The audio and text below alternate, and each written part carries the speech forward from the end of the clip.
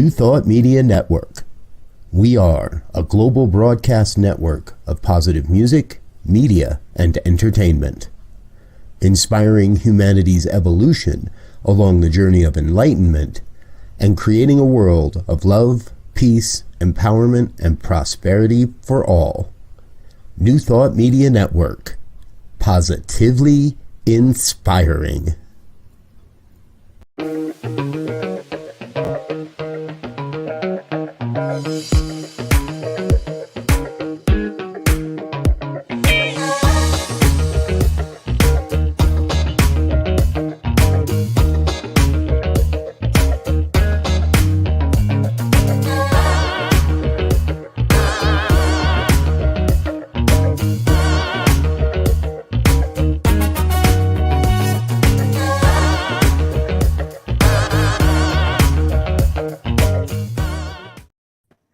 And hello again, dear ones. Reverend Robert forgetting to turn off the banner there. But this is Rev Brz on this side. Rev Z right here. This guy right here. What's my name? And this guy is known as Reverend Dr. David Ault. We're incredibly grateful to have you with us today here, sir. I consider Reverend David a truly Renaissance minister. I fully believe he can speak intelligently and knowledgeably on pretty much any subject you throw at him. And wouldn't you know it, folks, that's exactly what we're going to do today. Reverend Dr. David, I neglected to send him our new list of pat answer questions. I forgot to send him our questionnaire. And so when we got together to get prepared, I realized I never sent you any of the questions. He said, that's okay. We can play out on the skinny branches today. So I'm looking forward to that. I'm trusting it's going to be a great conversation. Welcome to New Thought Today, sir. Thank you. And I believe my exact words were, this could be a beautiful mess. Who doesn't love a beautiful mess? Come on, let's bring it. Exactly. Exactly. And we're getting some shout outs already here, folks, today. The Satya Center out of Utah. That is Reverend Dr. Ali Benjamin, who is, we're going to talk a little bit more about her later in the day, but she's joining in with us. If you're joining in. She's my fellow Camino pilgrim, by the way. She did the Camino also. Yes. If you don't know what that is, it's that pilgrimage across Spain. Exactly. Yeah. And so we're going to talk more about all that a little bit later, but we do want everybody to know you're welcome to chime in, chat along, use that comment box and ask questions. Let us know what you'd like to hear about as we start chatting with Dr. David. So, okay. So generally our first question is, what is spirituality? But that seems like a rather simplistic question to open with. And you brought the Camino in. And Reverend Ali and I were actually talking about the fact that you had that in common quite recently. So tell us a little bit more about that. Jump into that. It's been a year since you finished almost a year since you finished your last Camino walk. And I know you've done at least 2 that I'm aware of.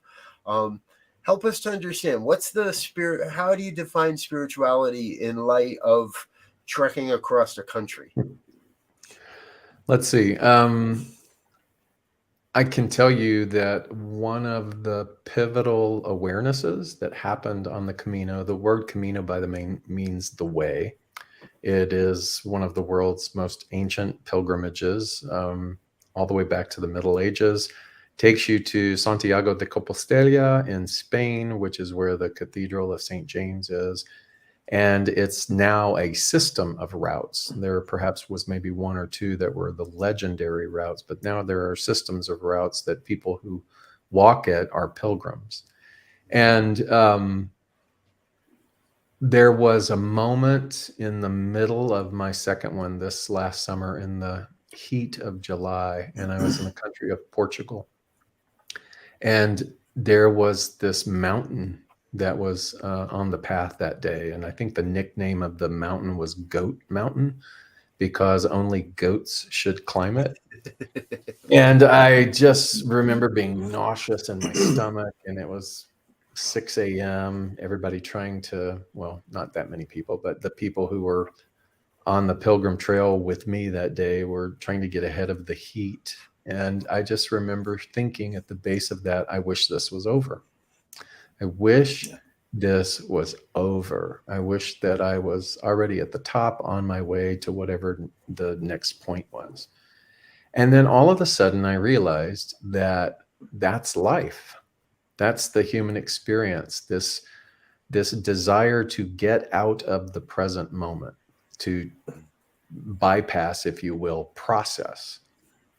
And all of a sudden I realized that your question, what is spirituality? The union, the yoga of spirit, being in spirit, is falling in love with and embracing process.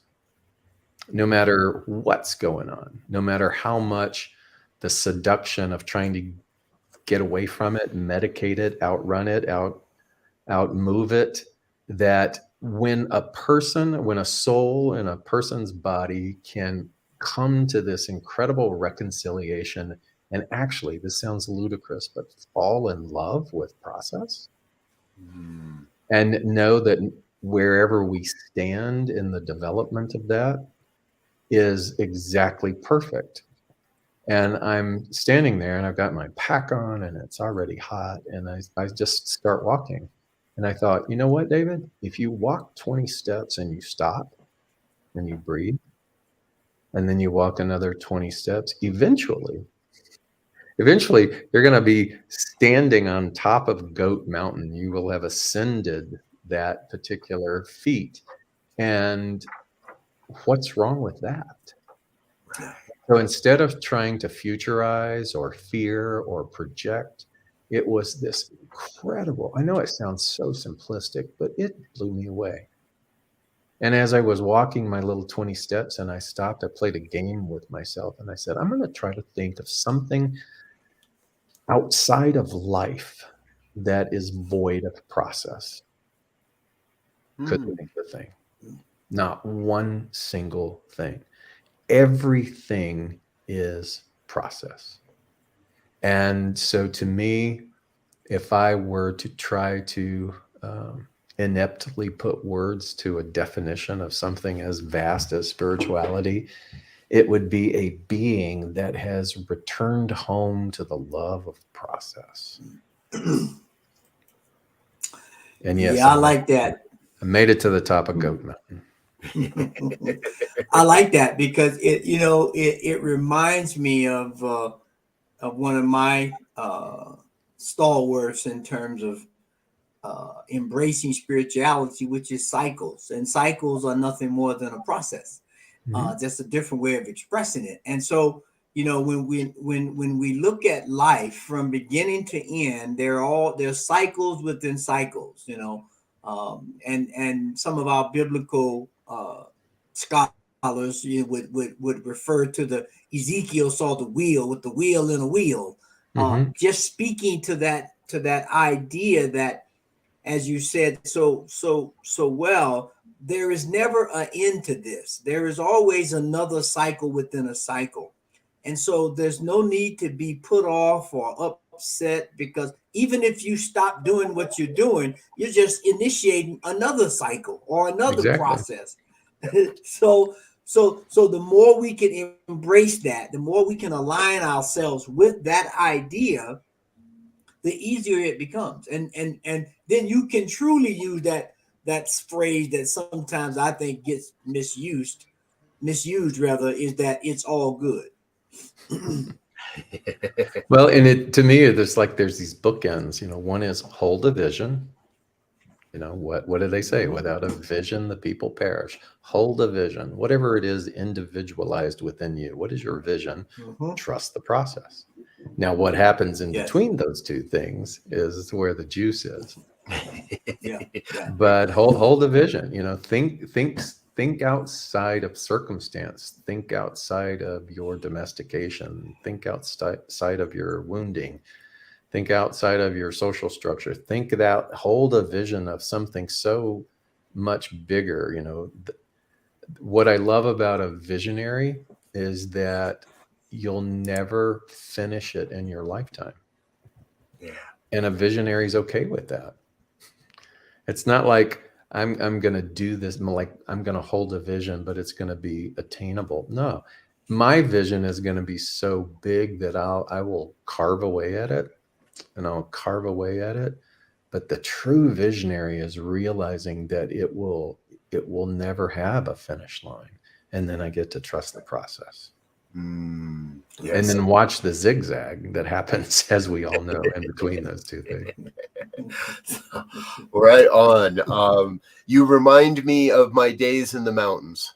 As a skier, and specifically a backcountry skier, you got to the bottom of a run of a slope, and there's no lift, and there's nobody sitting in a car waiting to take you home.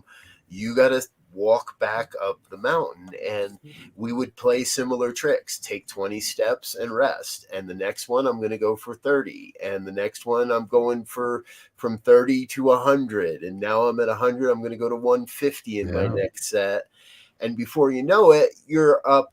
You've walked up a 400 or 500 step boot pack with your skis on your back and everything else, but you then, the promise is, you then get the vision. You get to see not only what you've accomplished, but the next avenue or the next opportunity or a new way to go about having this experience. Now, we didn't set this up, David, so I want you to know, but somebody's on one of the few people that has access to our administrative accounts is on the line watching. I think this might be our brother Diego, and he's asking, what is your vision? And we've had a number of conversations over time, but I don't know that I've ever actually asked you that directly. What is your vision for life, for New Thought, for the world, for humanity, for beyond? It's malleable, so it keeps shifting. A huge chunk of that vision is global education for all. So I have a foundation that we've built schools, and then we provide sustainable programs for education in some of the world's most impoverished territories. So slums in India, villages in Cambodia, slave labor practices in Guatemala, and it's very sobering and to be there. And yet, what I find fascinating is that I'm always learning from them. And so my vision is to just get out of, Rev Brz said, the Emerson quote, our bloated nothingness. My vision is to always get out of the way of my bloated nothingness and just be a conduit for people to experience dignity. Dignity and education and opportunity, whatever that looks like. Not my vision, not the Western model's vision, but to live and to breathe and to offer and to sustain and to find ways to fund those opportunities. Because I really do believe that if we fail our children, we fail our future.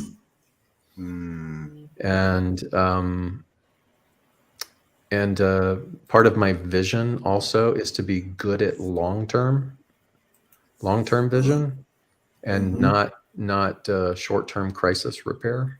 And but it's really centered around, I think, children most. I had a horrible childhood, and I find that it's this beautiful karmic loop. I feel like that was a part of my soul path, and one of the ways was to give me the opportunity to be pushed and choose a direction where I could help alleviate suffering. And so that's my vision. Thank you. Beautiful, beautiful. Oh, folks, if you wonder what you've stumbled into here today, this is New Thought Today on the New Thought Media Network, and our guest is the Right Reverend and Dr. David Ault. Also, you're the founder. Are you also the executive director of and it's called Kaleidoscope Child Foundation. Right. We've dropped a link in the chat box for you folks, so you'll be able to find a link directly to their work. And your journey last year, let's tie these two together. Your journey last year on the Camino was not just you walking the Camino, but that was a fundraiser for your foundation, and it was a way to increase awareness. Right. When you look at that, I know New Thought Media Network, we made a contribution, and we're able to follow your journey. It was really fun to be able to do that. I was grateful for that, by the way. Thank you so much. Oh, absolutely. So what's in the future? What's the future hold? What's the next big project, if you will, or the next big work that's calling you, and specifically in regards to your foundation? Short term is continuing to repair from COVID.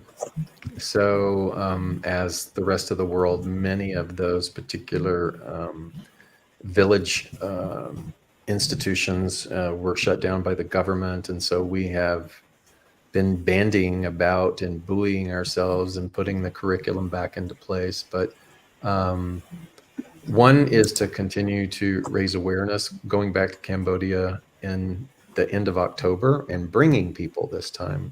One of the big things about the growth of our organization over almost 20 years now is people coming. And there is an unmatched joy when taking people to a developing country and having them experience our schools and the villages and the people and the culture, and watching their faces and watching their inner world move into this place of awe and gratitude, basically kind of for what they have, but at the same time getting to witness a resilience that anything other than travel doesn't seem to give other people. So I want to take people, I want them to see it. It does our children a lot of good to be able to interface with tourists and people or retired educators who get up in the classroom. We have probably the most long-sustaining vision is in India. So my favorite story is my guy in India, my assistant that I finally found and met in 2017, still lives in the slum with his family in Bodh Gaya. Bodh Gaya, by the way, is where the Bodhi tree is. That's where Siddhartha gained enlightenment and became the Buddha. In fact, in one of our schools, if you lean out the window far enough, you can see the Bodhi tree off in the distance. But they live in this just really primitive slum area. And his dad is a janitor in a Buddhist monastery. I think he makes maybe $40 a month. But in the 90s, he entered a lottery that was sponsored by the Indian government for lower caste men. And it was to try to help them either farm or start a business or something. It was for a piece of land. And he won. He won this parcel, this prime parcel of land in Bodh Gaya. And around 2019, I was there, and it was summer. Don't go to India in the summer. And it was 113 every single day. And we had been doing a lot and doing programs. And then on the last day of like the second week, I got a heat stroke. And the teachers, they all kind of carried me out of the school to Nandu is his name, his family's little place in the slum by the school. And they cleared the bed and laid me on the bed and put cold compresses all over me. And all these Indian women are chattering around me. They plugged a fan in. They weren't even using the fan because they didn't want to use the electricity. And they turned the fan on. And Nandu's father comes home from his janitor job. And he's lying there talking excitedly. And he says something to Nandu. And Nandu goes, "Now?" And he goes, "Yes." So Nandu comes over to me while I'm lying there in my little heat stroke phase. And he says, "My dad wants to give you a parcel of land." So I don't know if you can feel the brevity of that, the intensity of that, but there's a saying that says, sometimes the people who appear to have the least give the most. Long story short, we have a 10-year, multi-million-dollar plan that on that land, we want to build a center for the village mothers to have a storefront to sell wares, school, but also a work center for these Indian girls, these young women, that once they get this education, they have something to do with it. Because in slums, you're not in a city. And if we're giving education to girls now who didn't have the education before, it's cruel if you don't have a plan. Right. If you don't have an outlet for them to be able to use this. And so we're developing the curriculum now. So for all the young Indian girls who are in our schools, who are learning, becoming literate, some of them are so scary smart, it's just amazing. And we want to have in place an opportunity then to get them jobs, contractor jobs with businesses throughout India. And so this big complex that we want to build will house all of that. And this way, these young women would culturally be able to stay with their families, which is their custom. And it's a win for everybody. And it's all because of Nandu's father, who just said, here, I want you to. So he gave it to us, to Kaleidoscope Child Foundation. And it's things like that when we feel like, oh, this is so hard, we don't know where the money's going to come. It's things like that keep reminding us that we're in the process. Yeah. It's very cool. Very cool. I've used one of those sayings for quite a while now, that everything necessary for the complete and total fulfillment of my life's mission comes into my life exactly as necessary. And it sounds like this is exactly that. There is a necessity for this vision that you're holding, and this vision that you're working diligently towards, demonstrating, building this vision.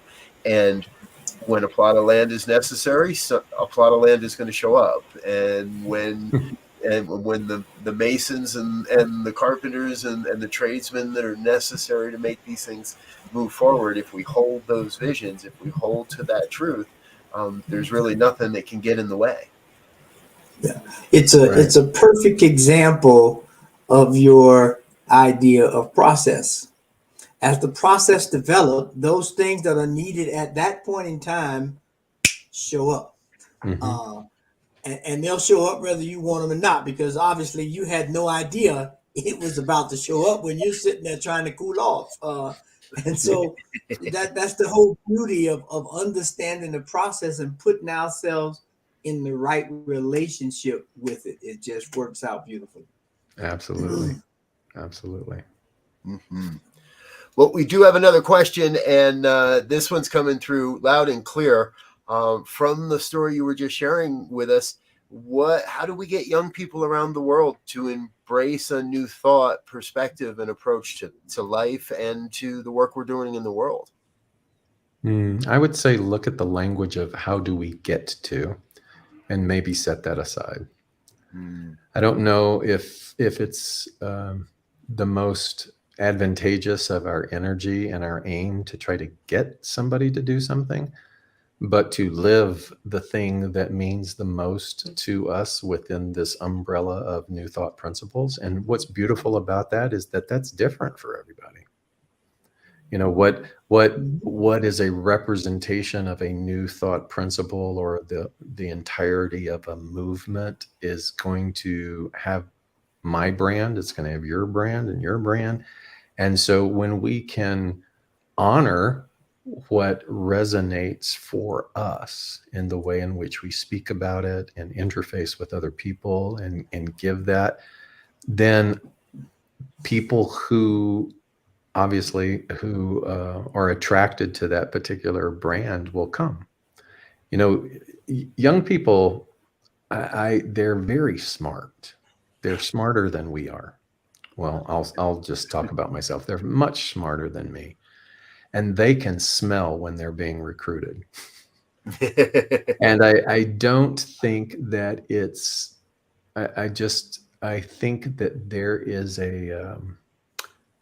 there's an evolution within the generational mind of young people today. I'm just going to say that's more advanced. And so those types of tactics, I don't think are the best use. For example, when I was senior minister here in Atlanta, don't know why, didn't have anything to do with it other than the fact that we just held a beautiful space, a welcoming space for people. And at one season of my almost 9-year ministry there,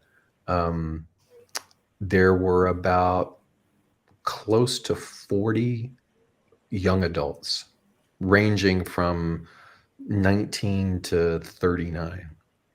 And they developed their own synergy. I was smart enough to get out of the way, and every quarter we gave them the service. We let them do everything.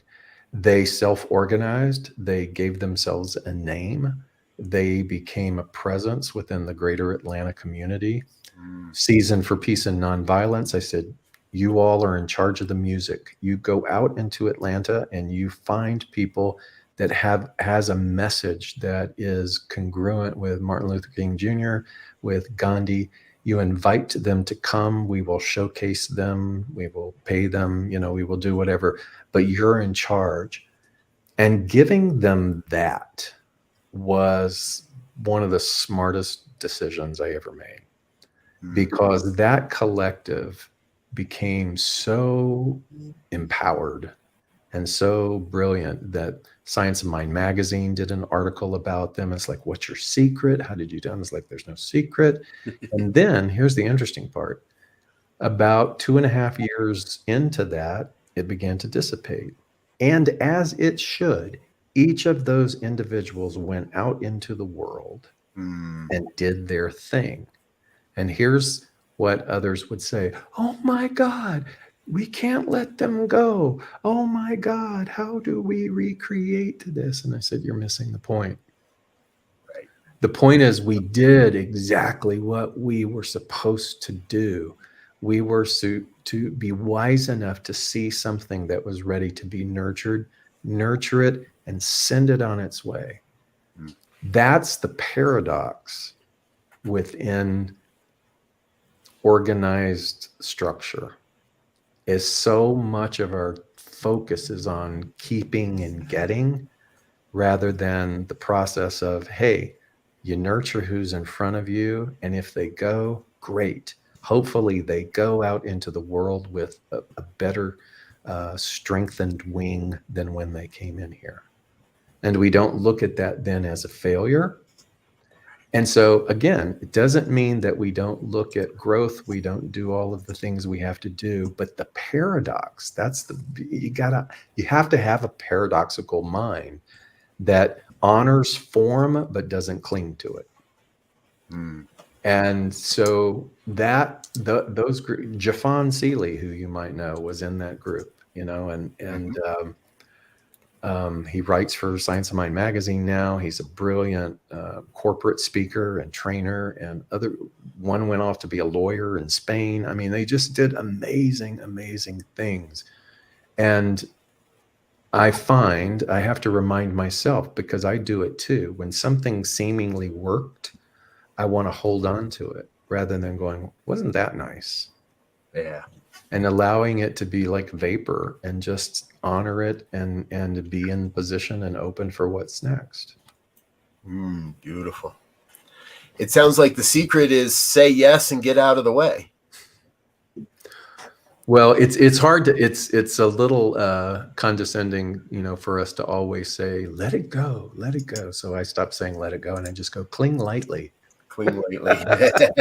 Exactly.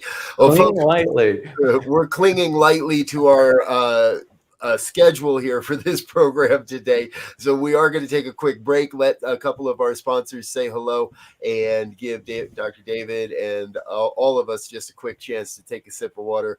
Don't go away, though. We'll be right back with more of this amazing wisdom here on New Thought Today, part of the New Thought Media Network. We'll be right back. Stay tuned.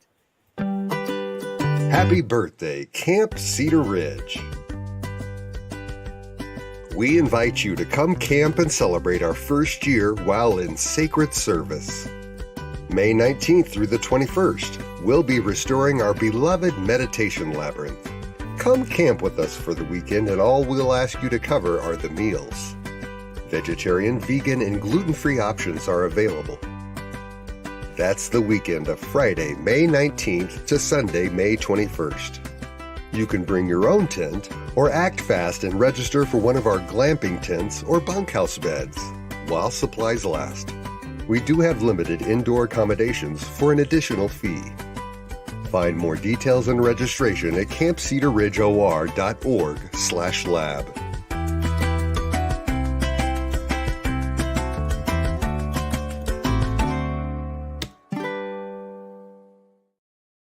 Let's do something fun. Let's go on vacation. Let's take some time off just to do something fun with none of the usual to-do list that we have to deal with from day to day. And let's do it right now. And it'll only take a few seconds. Take a deep breath.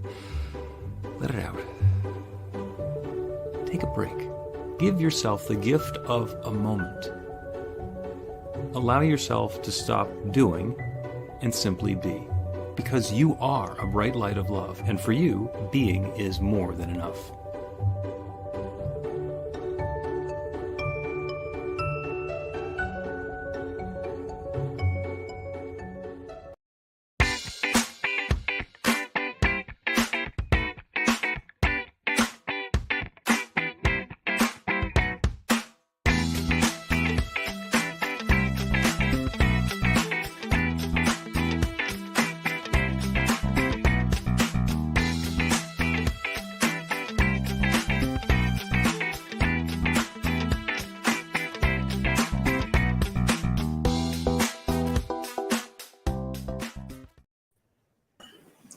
And we're back with more of New Thought Today here on the New Thought Media Network.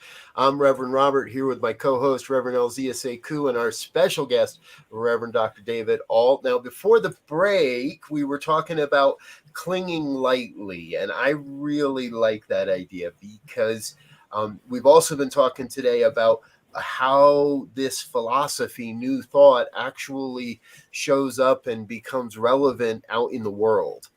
And one of the things that's really been coming to me, and I'd love to hear your perspective on all of this, is it doesn't seem very effective to go outside of North America and try to overlay North American New Thought in places like Cambodia or India or Kenya or South America or other continents on the planet. To me, it seems like we've got to kind of bubble or support what is bubbling up, support the culture that is emerging. So kind of less teaching and more being. And I would love to hear some of your experiences in that realm as well. You are spot on. The country of those countries do not need me to be a missionary. What any of us needs is, I used to equate it to like the visual of quicksand, that if somebody is in a human need, food, shelter, clothing, doctor, education, whatever, that if they're sort of sinking in the mire of some inequality, the last thing that they need is for me to talk at them. They need a stick, something tangible to pull them out, to leverage them, to give them an opportunity to regroup and find themselves. And so what we do that, hopefully to the best of our ability. One of my most beloved wisdom teachers is Neem Karoli Baba. So going by the name of Maharaji, it's who Ram Dass, his guru. It's who Steve Jobs tried to get to right before Neem Karoli Baba left his body, and there's many, many stories about him. He never wrote books. He just was this embodied, ascended wisdom, and people would go up to him and they would say, Maharaji, how do I become enlightened? And he would say, feed people. Feed people, love people, serve people, and remember that all is God. And so the little catchphrase that goes around with that, and subsequently in Ram Dass's teachings, is love, serve, remember.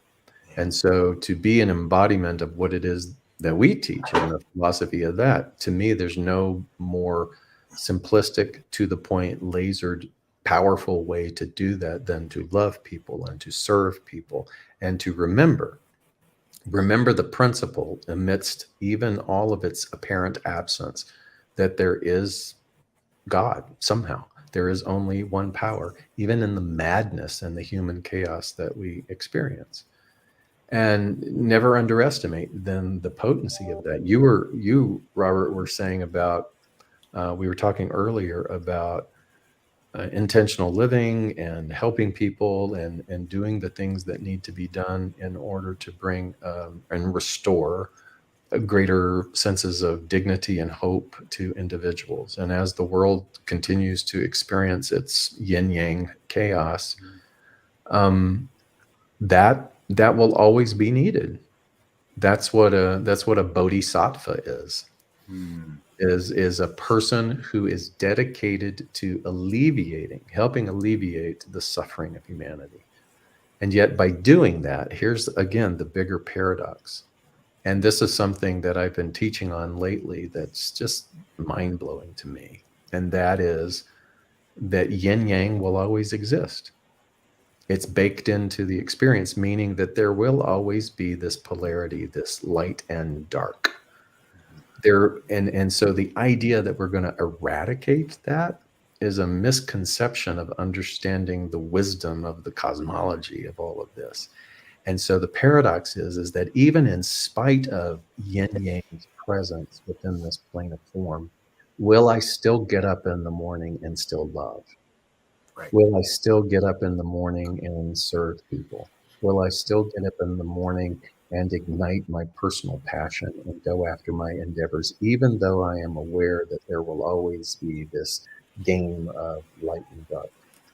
And there was a beautiful series. They were called the Paradoxical Commandments. They were falsely attributed to Mother Teresa, but it was a guy, I think his name was Kent Keyes or something. But it was his college thesis, and he wrote these paradoxical commandments. And the one that I always think about is, he said, you can spend your entire life building something, and overnight it will be destroyed. Build it anyway. Build it anyway. And that, to me, is why we're here. We are here to come and finally be aware it's paradox. Yin yang is baked in.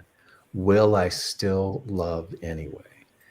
And that's when our principle makes sense to me. And the principle that I'm talking about is, we get up and we say, God is all that there is. And I remember how many years as a platform minister, I struggled with that when people were in pain, when the world was in chaos, when there was yet another mass murder, when there was yet another catastrophe. How do you get up and say in integrity, fundamentally, that love is the ultimate reality? And it became a beautiful challenge for me to find a way to bring integrity to that, to find words that if someone just walked in off of the street and came to our center, would I find a way to language it that they would understand at least some of it, or feel the resonance of that? And so I'm so grateful that my life's trajectory was this fundamentalist Bible thumping Christianity upbringing, escaping that and finding new thought, and lingering in that for so these 30 years now since I was with Louise, and finally understanding. finally understanding the principle. It's like, oh, okay. During COVID, I was meditating, and this came to me. It's like, insanity is trying to force a singular dimensional answer to a multidimensional experience. Blew my mind. And I have taught that now and given that to so many people, because that's the only way that I can make sense of the principles. It's like I'm trying to apply it and force it on this one single plane when there's so much more going on that I'm not aware of. Right. And that to me is the way you teach that principle. You got to teach that. Yeah. And you reminded me when you were speaking of the yin and yang, because from an African modality out of ancient Kemet, the whole idea of polarity was always present. So when you look at any of the archetypical images, whether it's Osiris, whether it's Isis, whether it's Thoth, whether it's Ptah, any of those images or icons were used to show reflexiveness of the universe, which is a polarity. Right. And unfortunately, people who came in and did not understand that reality placed a value statement on it, good or bad. And so they start classifying things as good or bad. And so it created this antagonistic point of view as opposed to this process point of view. If I pull a pendulum this way and let it go, it will polarize to the other end. And once it gets there, it will automatically come back to the other side, because that is the way the universe works. And so one of the things I think that will begin to move us beyond some of the stuck points we are in now. There's a saying that says, whatever you call the thing, it is not that. And we have to give up some of that wanting to be in this safe world by classifying things and just let it be and observe it and align with it and understand it. Then we don't have to put a label of good or bad or right or wrong. We can just look at it in a yin and yang perspective, because on the yin and yang, on the so-called white side, there's a black dot. On the so-called black side, there's a white dot, which shows that there is a congruency here that makes this thing move. Other than that, it's just a static thing. And what we're looking at in the universe is movement. And when you think of that image, let's say if the black fish, in order to survive, had to eat the white fish, and let's say it consumed all of the white fish, well, then not only would it destroy that particular part of the whole, it then too would die, because it needs each side to live. Yeah. Definitely. Oh, what a great conversation. And we've got a question in the chat box, which I think is also an intriguing one. And we did say we were playing out on the skinny branches today, so with no preparation whatsoever. What wisdom would you share with young ones struggling with addiction or in recovery?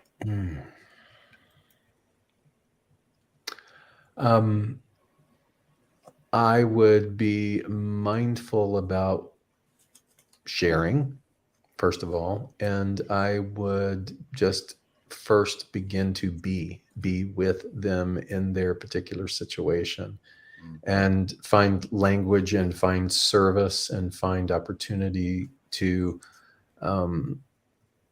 demonstrate their value and demonstrate, and this isn't always successful right out of the bat, that they are heard.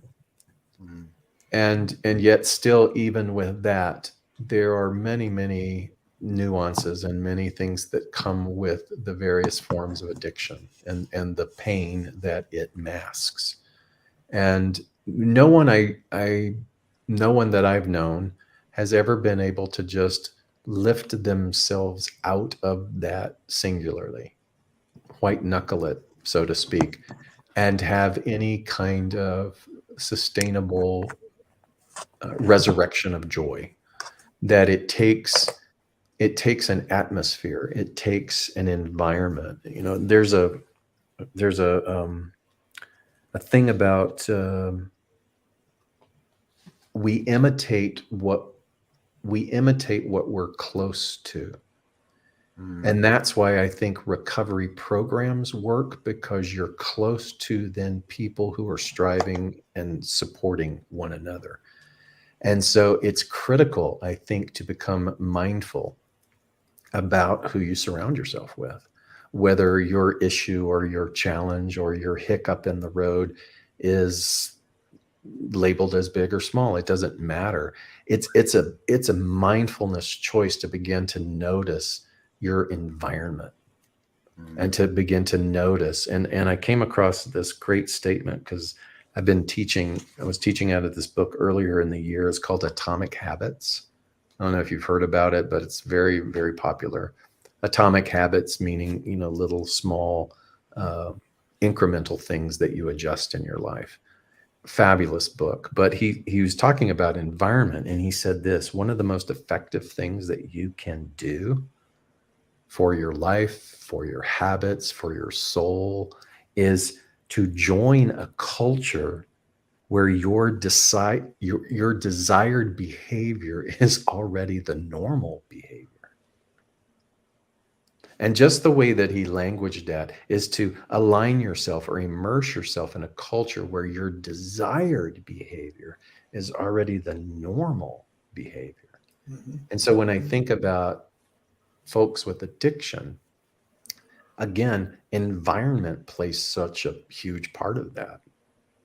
And what I would advise is to open and search and look for and be willing and able to place yourselves and explore environments where the thing that feels to be missing is already the normal behavior.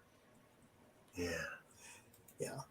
You know, in the mind, the ego will want to battle with that and say, well, that may be too much. And granted, sometimes it might be. But I have witnessed just how incredible intention is. And sometimes in my darkest moments, when I have been smart enough to let go of the how, I just kind of throw it up out there and I say, this is what I'm looking for. And all that I get back is pay attention. And so for people who are struggling in that cloud of pain, is to think about environment.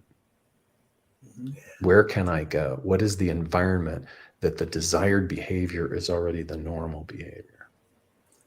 You know, and it's interesting you say that, Ray. I grew up, growing up, I spent a lot of time with my grandfather, who had oodles, over 300 acres of land that they would farm. And today we talk about morphic fields. But what he talked about was when you plant certain plants, or when you do certain things on a farm, when you put these things together, they create an environment that supports everything in the environment. So you would plant certain plants with other plants, and you may have certain animals close to those plants to eat the bugs or provide them manure or whatever. But ultimately, with thinking that they were on the same mind of being fruitful and multiply, if you will, they created an environment to support and sustain not only themselves but each other. And that's what as you were saying earlier, that's what these intentional communities begin to become. That's what these support groups begin to become. That's what these chat groups, if you will, begin to become when you allow it to organically create itself. Those who are not, you know, in the groove with that will self-select out, and those who will self-select in. And then you begin to model a behavior, a way of life, a pattern of how we should carry and conduct ourselves through the so-called good times and the bad times, so we can be real and be authentic and move forward.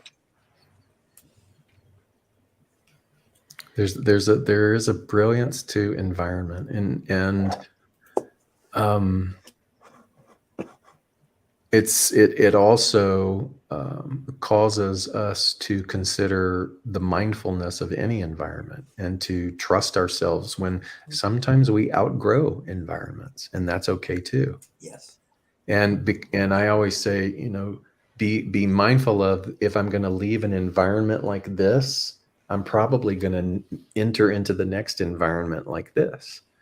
And it's up to me to do my work to bless the thing that I'm exiting. I tell that with clients and people all the time, with jobs and things that have gone haywire. I go, if it's your last day, you go around that office and you touch everything. You touch the walls and the doors and the cubicles, and you bless that environment because it played an integral part into this moment.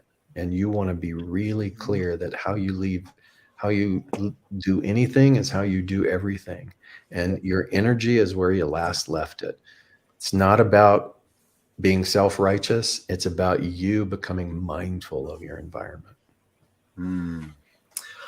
Well, this is another conversation I think we could go on and for days about. If anybody had a chance to watch my talk from this past Sunday at the Rio Grande Center for Spiritual Living, you know that I spoke about this concept of environment as well. It is so very, very important. And that is what New Thought Media Network is really all about. Creating a space within the digital space, an environment where you're going to find uplifting conversations, where you're going to find conversations and interviews and spiritual practices and programming that supports all of that.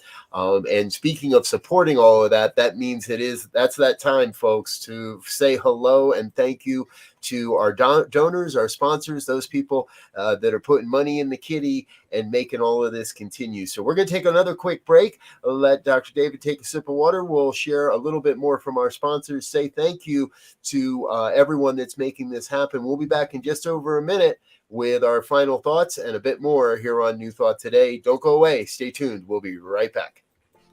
Please help us say thank you to our organizational sponsors and donors, including the Hefferland Foundation, Affiliated New Thought Network, International New Thought Alliance, Science of Mind Archives and Library Foundation, Center for Spiritual Living Denver, Center for Spiritual Living Midtown Atlanta, New Thought Philadelphia, Planned Happiness Institute, Summit Center for Spiritual Living, Center for Spiritual Living on the Lake, Unity Spiritual Center Kitchener, Om Center for Spiritual Living, Center for Spiritual Living North Jersey, Unity of Savannah, Center for Spiritual Living Seattle, and all of our individual donors and sponsors.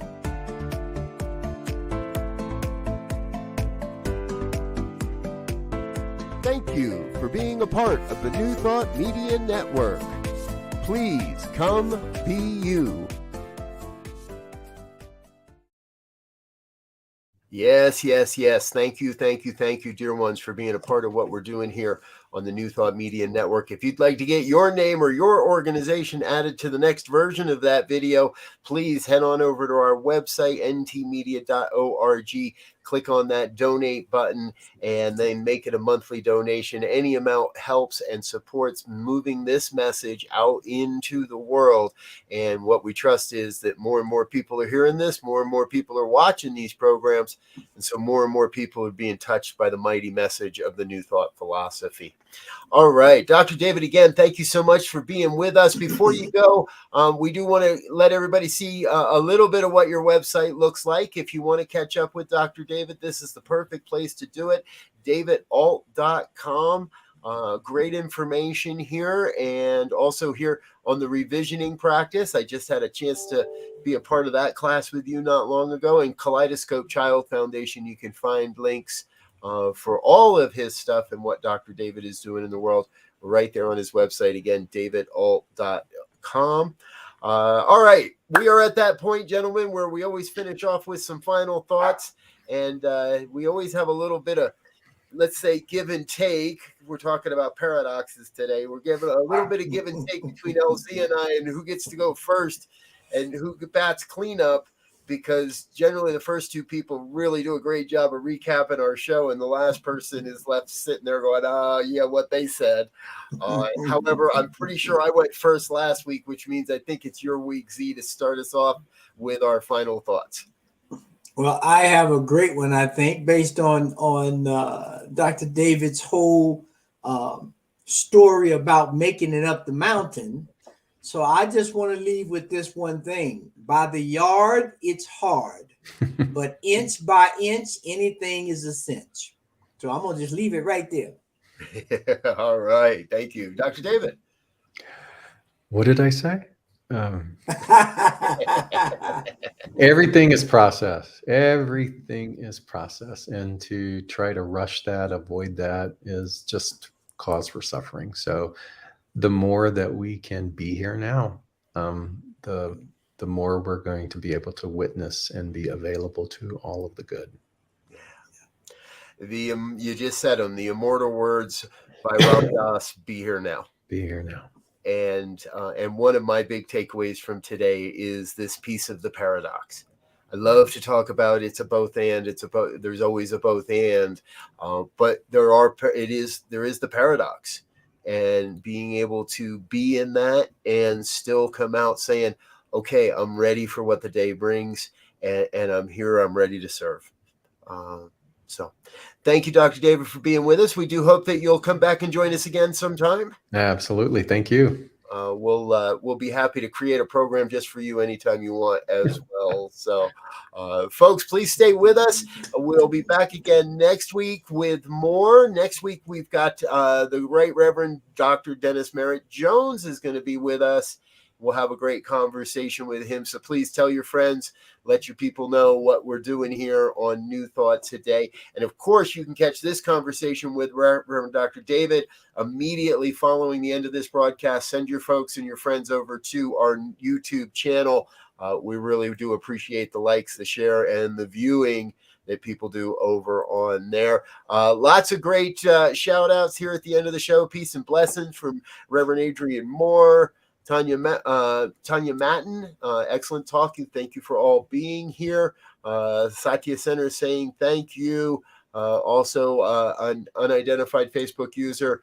That's just a Facebook glitch, but please know, whoever that may be, that we appreciate you as well. We'll be back again next week. Until then, we want to wish you peace and richest blessings. Bye now.